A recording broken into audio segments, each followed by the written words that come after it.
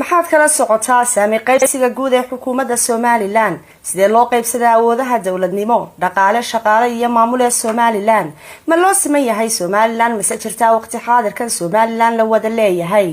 war degdega wariye Bushra Banday oo magaalada Hargeysa nafteeda kala baxsatay isla markaana la sheegay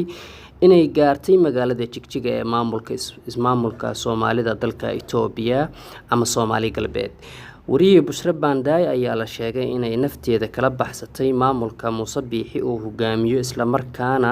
markii ay ogaatay gabadhaasi ay nafteeda kala baxsatay balse daawadayaal intaana u guda gelin barnaamijka oo faahfaahsan halkani waa Masaal Media fadlan haddii aad ku cusub tahay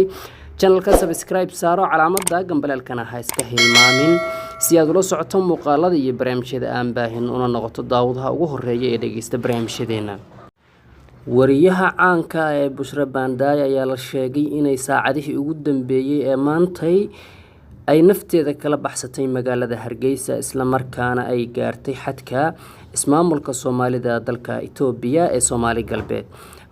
wariyaha nafteeda la baxsanaysa ayaa la sheegay in ay soo gaartay warqad lagu soo qabanayo ama waaran loo jaray isla markaana maxkamadda Somaliland ay xarigeeda sharciyeeday isla markaana xarunta CID ee magaalada Hargeysa la geeyay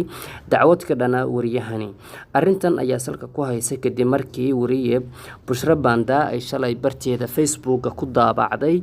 maqaal dheer oo ciwaan uga dhigtay Somaliland la wada leeyahay iyo sidoo kale warbixin ay ka diyaarisay xukuumadda uu hogaamiyo Muuse Biixi Cabdi oo si aad looga cabanayo waayadan wariye Cabdirasaaq Teera oo ku sugan dalka Turkiga ayaa sidoo kale bartiisa Facebook ku shaaciyay in ay ka baxsatay magaalada Hargeysa wariye Maxamuud wariyaha lagu magacaabo Bushra Banday isla markaana ay hadda gaartay magaalada Jigjiga wariye Cabdirasaaq Teera ayaa sidoo kale sheegay inay sababta u baxsan ay tahay arrin ka soo wajahday muuqaal shalay ku baahisay barteeda Facebook iyo sidoo kale uga hadashay xukuumadda uu hogaamiyo madaxweyne Muuse Biixi Cabdi haddaba waxaan idin soo gudbi doonaa muuqaalkaas iyo sidoo kale siday gabadhani ugu faahfaahisay arrintaasi dad ku sugan magaalada Hargeysa ayaa sidoo kale waxay noo xaqiijinayaan in wariyahani magaalada Hargeysa ama xarunta CID da laga geeyay warqad soo qabasho ah sidoo kalena xabsiga loo taxaabi doono ku soo dhawaada barnaamijka oo sidoo kale ka hadashay wariyahaasi iyo sida ay u dhalishay xukuumadda Somaliland maqaalkan oo ay shalay barteeda Facebook ku daabacday wariye Bushra Banday ayaa la sheegay in ay markii xukuumadda Muuse Biixi uu hogaamiyo oo ka war helay in qoraalkan ay baahisay iyo muuqaalka sidoo kale halkan idinkaga muuqda iyo sawirka Muuse Biixi oo ay si aad uga falanqoonayso sida Somaliland ay hadda u noqotay meel ay hal qoys leeyihiin wariye Bushra Banday ayaa sidoo kale maqaalkeeda ku xustay in madaxweynaha Somaliland Muuse Biixi Cabdi uu sidoo kale yahay shakhsi beeshiisa kaliya u shaqeeya isla markaana uusan ahayn madaxweyne u shaqeeya shacabka Somaliland ama Somaliland la wada leeyahay Somaliland ayay sheegtay Bushra Banday in ay tahay gole kaliya hal qoysna uu maamusho xukuumadda uu hogaamiyo Muuse Biixi Cabdi Muuse Biixi Cabdi ayaa xabsiyada Somaliland ee magaalada Hargeysa waxa ugu jira wariyaal badan oo ka mid yahay Cabdimaalik Sheekh Muuse Coldoon oo sidoo kale ah samafale si aad loogu yaqaano inuu dhaliilo dadka nacab Soomaalinimada isla markaana uu yahay shakhsi si aad ugu ololeeya midnimada iyo Soomaali inay kaligeed tahay isla markaana ay isku jinsi iyo isku jiir iyo isku diin intaba ay yihiin wariye Bushra Banday ayaa la sheegay inay gaartay magaalada Jigjiga isla markaana maamulka uu soo dhaweeyo oo hogaamiyo madaxweyne Mustafa Cagjar dadaan la xiriirnay oo ku sugan magaalada Hargeysa ayaa la sheegay in Bushra maanta laga geeyay xarunta CID da warqad waarana oo iyada lagu soo qabanayo isla markaana sidoo kale maxkamadda Somaliland ay amartay in la soo xiro sidoo kalena xabsi loo dhaadhiciyo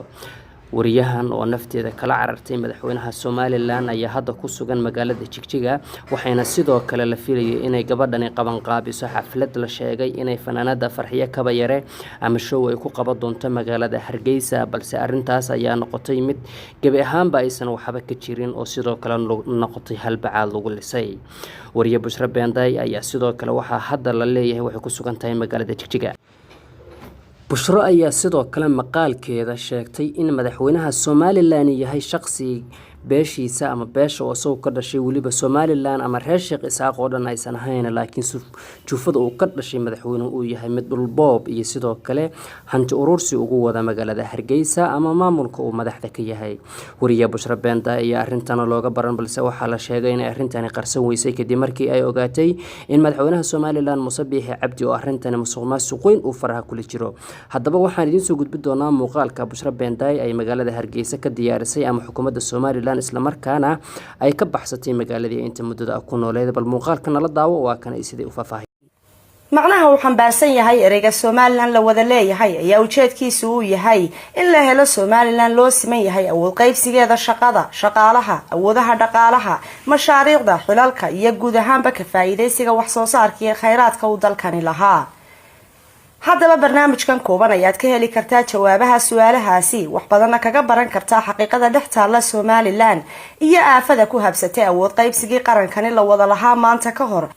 kana dhigtay Somaliland dukaan albaabkiisu uu furan yahay xaafad gaara oo kaliya. xaqiiqooyin dhab ah iyo xogo cadaymahooda wata ayaanu halkan idinku soo bandhigaynaa taasi oo qayb ka ah sababaha keentay in iimaanka Somalilandnimadu uu hoos u dhaco 2 sano ee u dambeeyay sida ay toddobaadkii hore shaacisay urur sheegay inay daraasad ku sameeyeen gudaha dalka. waana dhitada sahayatay midnimada iyo wadajirkii bulshada Somaliland oo u fool eg mid ay sii wiiqayaan kuwii loo dirsaday daryeelkooda danna aanay ka lahayn. haddaba barnaamijkeenani waxa uu diiradda saari doonaa saamiga beeluhu ay ku kala leeyihiin sida wasaaradaha, hay-adaha dawliga ah, annaga oo mid isu dul taagi doona wasaaradaha dalka iyo sida loo kala badsaday yaa qatan yaase wada qaatay. wasaarada qoysas yeesheen kuwa deegaano gaara lagu quudiyo waafada qabjabka ku riday da'yartii dalka ee sababtay inay yaraato lixajecladii barbaartu ay ka lahayd dalkooda hooyo.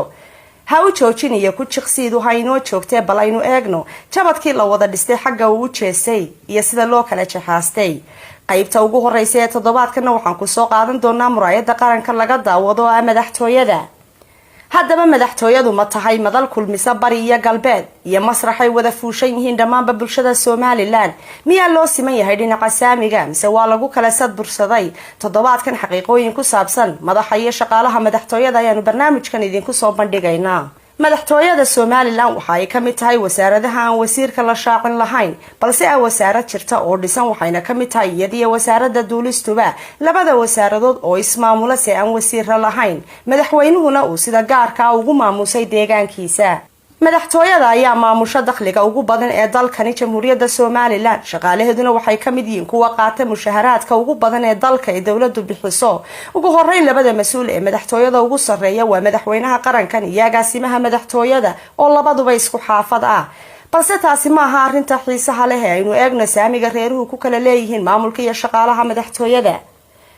beesha ay ka soo jeedaan madaxweynaha iyo agaasimaha madaxweynuhuba waxa ay ku leeyihiin madaxtooyada agaasimaha maamulka lacagta madaxtooyada, agaasimaha warbaahinta madaxtooyada, agaasimaha xiriirka dadweynaha, agaasimaha libka madaxtooyada, khasnajiga guud ee madaxtooyada, agaasima ku-xigeenka koobaad ee shaqaalaha,